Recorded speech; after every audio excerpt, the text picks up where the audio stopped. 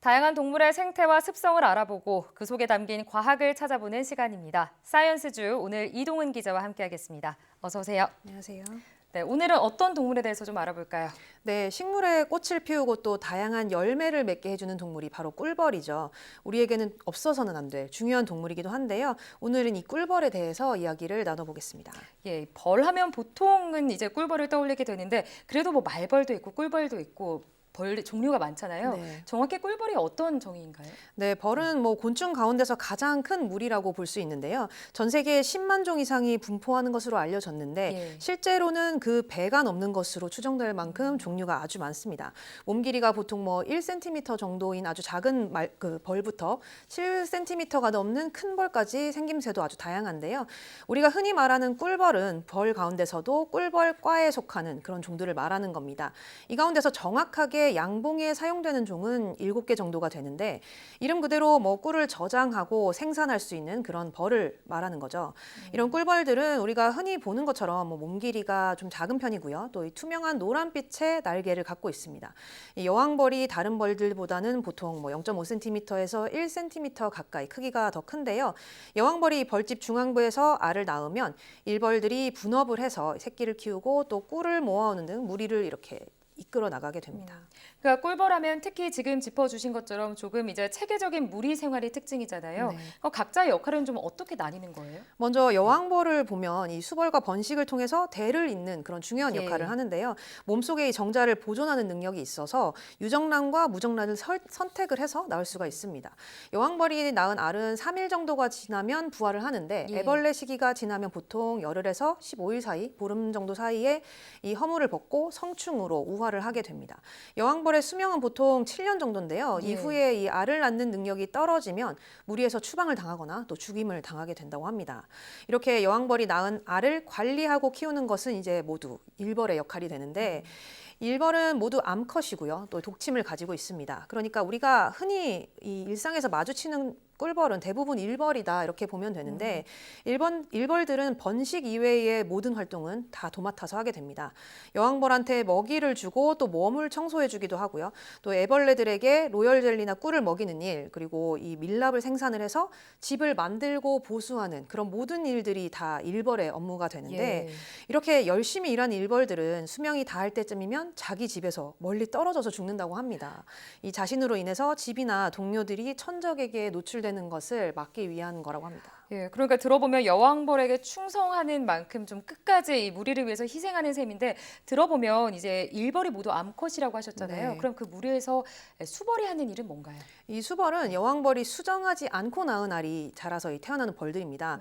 덩치는 보통 일벌보다 한 두세 배 더 크고요. 예. 또 여왕벌보다도 큰데 성체가 된 후에는 사실상 아무 일도 하지 않고 놀고 먹기만 한다고 합니다. 네. 이 수벌은 일벌이나 이 여왕벌과 달리 독침이 없어서 전투력이 없고요. 또 심지어 먹이도 일벌들이 직접 먹여줘야 된다고 합니다.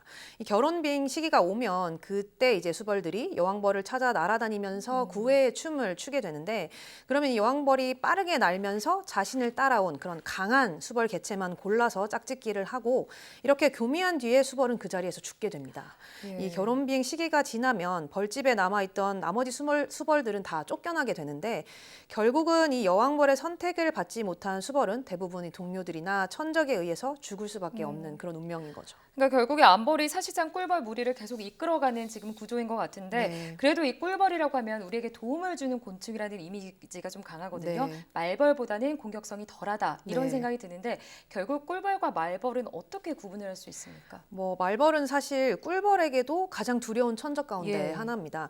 말벌류에 의해서 꿀벌 무리가 아주 몰살을 당하는 그런 경우도 많기 때문에 양봉업자들은 말벌이 나타나면 적극적으로 퇴치를 한다고 합니다. 말벌 가운데 가장 큰 종이 장수 말벌인데 예. 몸 길이가 보통 5cm 정도로 꿀벌보다 4배 가까이 더 크고요. 또 꽃가루를 먹고 모으는 이런 꿀벌과 달리 말벌은 이 육식성입니다. 그래서 나방이나 애벌레, 심지어는 다른 종류의 말벌도 공격해서 잡아먹습니다. 말벌은 주로 이 꿀벌이 모아놓은 꿀과 애벌레를 빼앗기 위해서 꿀벌의 집을 공격을 하는데요. 꿀벌은 말벌에 대항하기 위해서 무리지어서 이 말벌을 둘러싼 뒤에 근육을 움직여서 몸의 온도를 높인다거나 또 이 이산화탄소를 내뿜어서 말벌이 질식하게 하는 방법으로 대항을 합니다. 그렇지만 이 뭐 덩치로 보나 성격 으로 보나 이 꿀벌이 말벌을 이기기란 사실상 쉽지 않겠죠. 예. 이 꿀벌은 생각보다 공격성이 큰 곤충이 아니라고 합니다. 자신이 침을 쏘면 대부분의 경우는 죽게 된다는 것을 잘 알고 있기 때문에 웬만하면 벌침으로 쏘지 않는 편이고요. 만일 벌이 접근한다고 해도 사람이 만약에 큰 소리를 내지 않고 차분하게 행동한다면 함부로 공격하지도 않을 정도로 이 공격성이 낮은 편이라고 합니다. 그렇군요. 조금 전 저희가 사진으로 좀 보내드렸는데 말벌이 꿀벌보다 4배나 크기가 네. 크군요. 자, 그런데 이제 이 꿀벌이 사라지고 있다는 소식이 벌써 수년 전부터 들려오고 있습니다. 꿀벌이 사라지면 결국 우리에게는 어떤 영향이 오는 건가요? 이 혹시 꿀벌이 멸종하면 인류가 4년 안에 멸종한다 이런 말을 들어보셨는지 모르겠는데 네. 아주 오래된 말이 네. 있습니다. 그만큼 이 꿀벌이 과거부터 인류에게 아주 중요한 역할을 해왔다는 건데요. 꿀벌은 식물 사이를 날아다니면서 꽃가루를 옮기는 그런 일을 하죠. 그런데 전 세계 식량의 90%를 차지하는 100대 농작물 가운데서 70% 이상이 이 꿀벌의 수분 활동이 있어야 생산이 됩니다. 우리나라도 마찬가지인데 주요 작물의 절반 이상 정도인 한 39종 정도 작물이 꿀벌의 수분 활동에 의해서 생산되는 것으로 확인이 됐습니다. 결국은 꿀벌이 사라지면 작물 생산량이 크게 떨어지게 되고 그러면 우리가 먹을 수 있는 작물의 종류도 줄어들 수밖에 없는 겁니다. 실제로 국내에서 지난 2022년에만 꿀벌 78억 마리, 그러니까 예. 전체의 18%가 사라진 것으로 나타났고 미국에서도 작년 한 해 동안만 꿀벌 군집의 48%가 사라진 것으로 조사가 됐습니다. 이렇게 꿀벌의 감소 추세가 빠르게 이어지면서 지난 2017년에는 유엔이 5월 20일을 세계 벌의 날로 이렇게 지정하기도 했습니다. 그러니까 꿀벌의 개체수가 줄어드는 게 결국에는 인류에게도 좀 심각한 위협이 될 수 있다 이런 의미인데 그렇다면 꿀벌의 감소를 좀 막기 위해서 어떤 대처를 하고 있습니까? 우선 이 꿀벌이 감소하는 가장 큰 원인이 기후 변화인데요. 특히 꿀벌은 이 온도와 습도 변화에 아주 민감한 그런 곤충입니다. 그래서 이 유럽 연합에서는 벌통을 보호하는 로봇과 또 스마트 벌통을 개발하기도 했는데요. 난방 장치로 꿀벌을 특정 구역으로 이동하도록 해서 이 극심한 추위에도 꿀벌들이 살아남을 수 있도록 그렇게 도와주는 겁니다.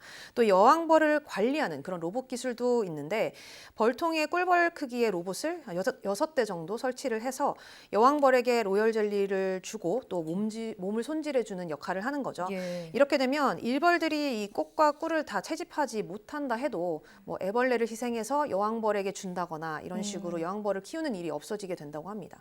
국내에서도 이렇게 꿀벌 감소를 막기 위한 노력이 이어지고 있는데요. 예. 정부가 직접 이 꿀벌의 질병을 진단을 하고 이걸 통제할 수 있는 그런 기술 연구에 나섰습니다. 또 이 꿀벌의 스트레스 지표를 만들어서 이걸 바탕으로 꿀벌을 관리하겠다 이렇게 밝히기도 했고요. 또 식물의 개화 시기를 예측을 해서 꿀벌이 더 잘 살 수 있는 그런 생태계를 강화하는 그런 방안도 추진하고 있는 것으로 알려졌습니다. 예, 그러니까 꿀벌이 살아남을 수 있도록 국내에서도 좀 실효성 있는 대책이 필요할 것 같습니다. 자, 오늘 사이언스주 오늘이 마지막 시간이었죠. 꿀벌 이야기 잘 들어봤습니다. 이동훈 기자 수고하셨습니다.